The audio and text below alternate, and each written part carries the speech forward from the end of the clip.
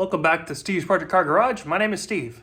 Sitting behind me is my 1969/1970, depending upon who you ask, Triumph Spitfire named Tanker. In the last video, you saw me get the inner sill put together and the A-post transition pieces put on. And now I'm working on that little punch list I talked about, and I'm going to try to go ahead and get the 4 items left on that punch list knocked out. It may not happen all in one night, which is fine, but I'm going to sure give it a good try. Just pretty much a lot of welding. So let me go ahead and show you what we got going on. Actually, before I get started, I want to just say a big thank you to everyone who reached out to me during the hurricane to make sure we did good. I'll put up a couple of pictures here in just a second to kind of show you what happened, but essentially we had a bunch of water that ended up in the street in front of us. A lot of high wind. We lost power for maybe 60 seconds or so. It really wasn't bad in that term. A couple of pool cage screens, so really nothing, especially if you take a look at what happened down in the Fort Myers area. So all in all, for us, incredibly fortunate and thankful. So thank you for checking on us, and definitely appreciate that. And as you can see, I have my garage back, so all the plants are out and got everything all squared away because we had to put the plants in here to, you know, protect them from the storm. And also we parked my Volkswagen GLI next to the Spitfire, so it was a little bit tight in here. But it's Saturday night, and now we're going to go ahead and get it started and let it rip.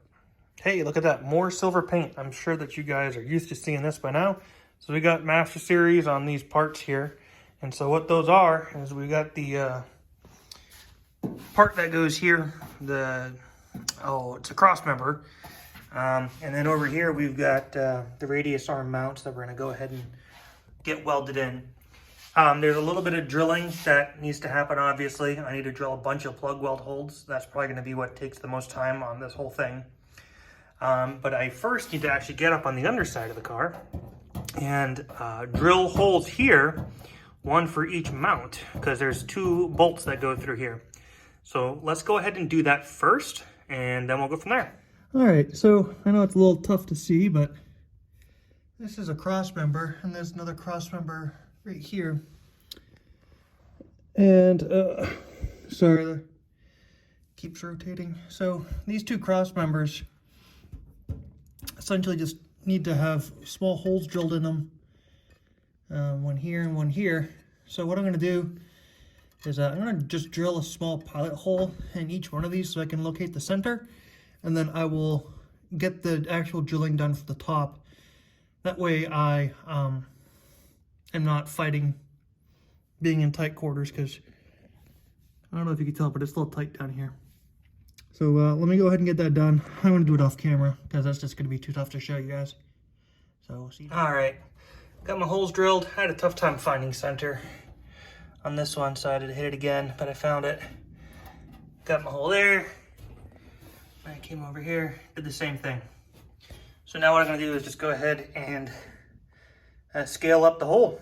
So let me go ahead and get y'all on the tripod and get started.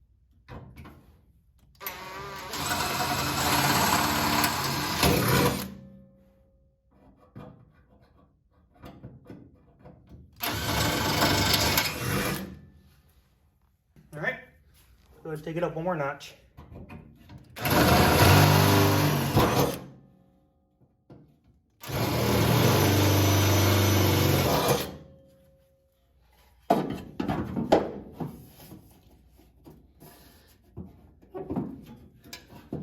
Interesting. Well, that did not work the way that I wanted it to. Oh boy. Well, that presents a problem.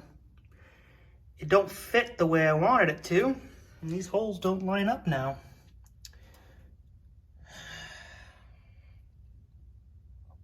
That's not good. There you go, you can see the light there. And there, it's close.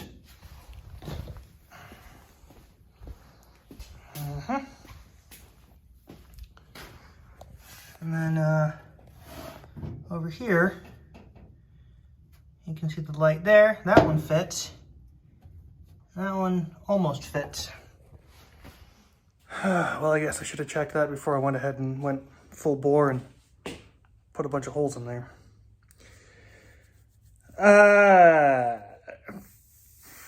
Gonna have to weld it up a little bit, I guess, which throws a wrench in my plans. All right, well, I don't know how that's gonna work either for the mounts themselves. Let me climb underneath there and see what kind of lineup we have. So I really don't want to weld the floors. And here's why. Because these holes are dead center where they should be in relation to the frame. Same on the other side. These, on the other hand, are what's out of line in these little tunnels.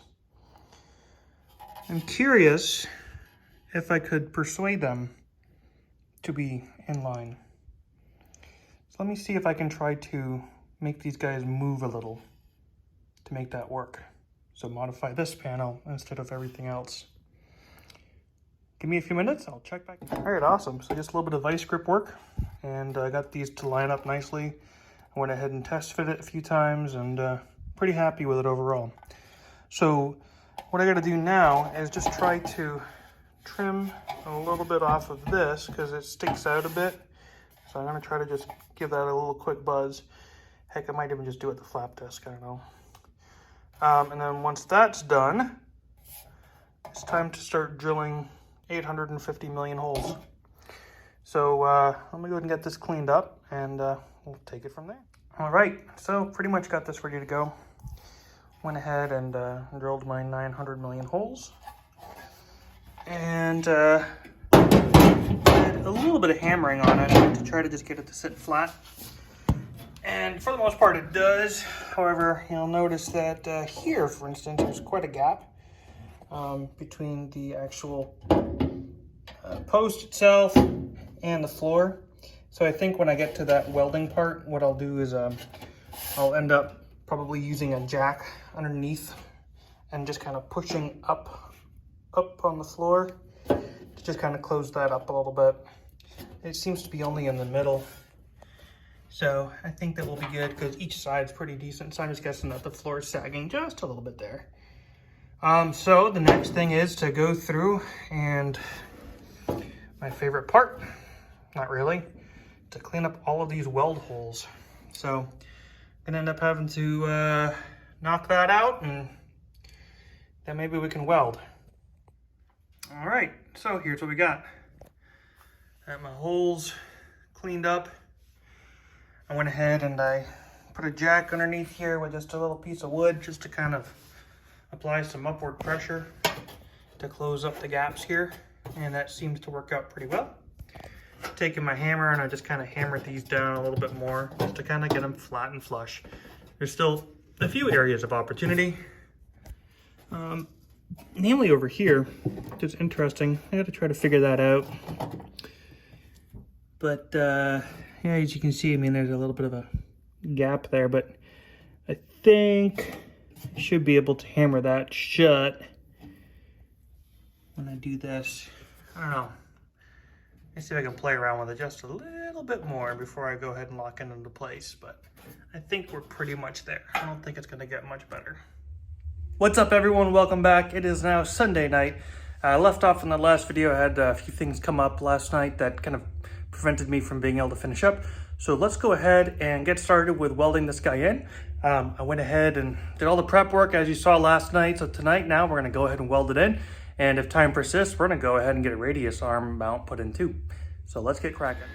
All right, let's hope that I can get through this because I am very low on MIG welding gas. So let's get some good solid tacks put in, and then as we go, we will fill it up.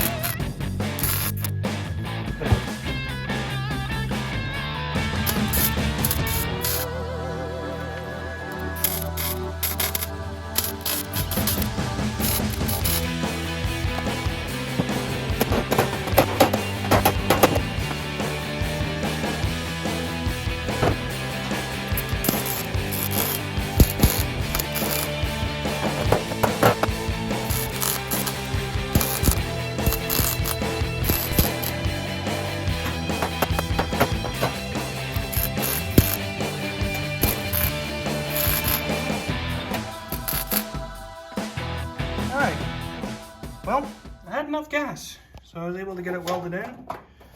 This guy is not going anywhere, at least anytime soon. I have a bit of a gap up here though, and I think I may end up just kind of stitch welding this. So I'll probably just kind of grind back the paint a little bit and just zip it shut, just to, you know, tighten it up. But I mean, outside of that, it's pretty good. I got good penetration all across.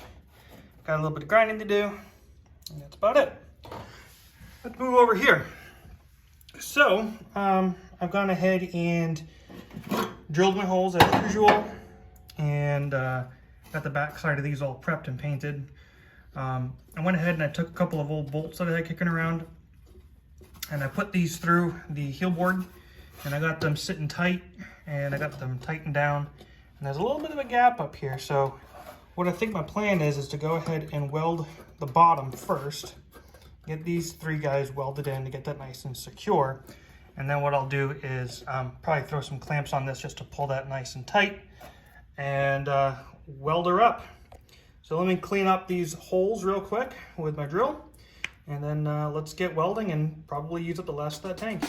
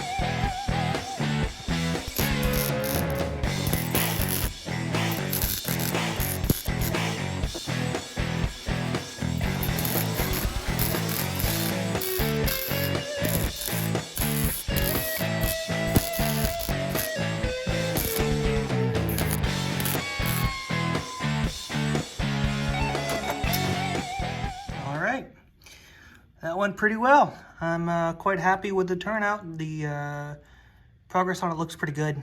Of course, I got grinding to do to flatten out my welds, as I do over here, but I'm happy. I am very happy. So this side is now welded up. There really is not that much more welding to do on the driver's side of the car. I still have the passenger side to do, but I will do that off camera because, well, there's no sense in you guys watching that process twice.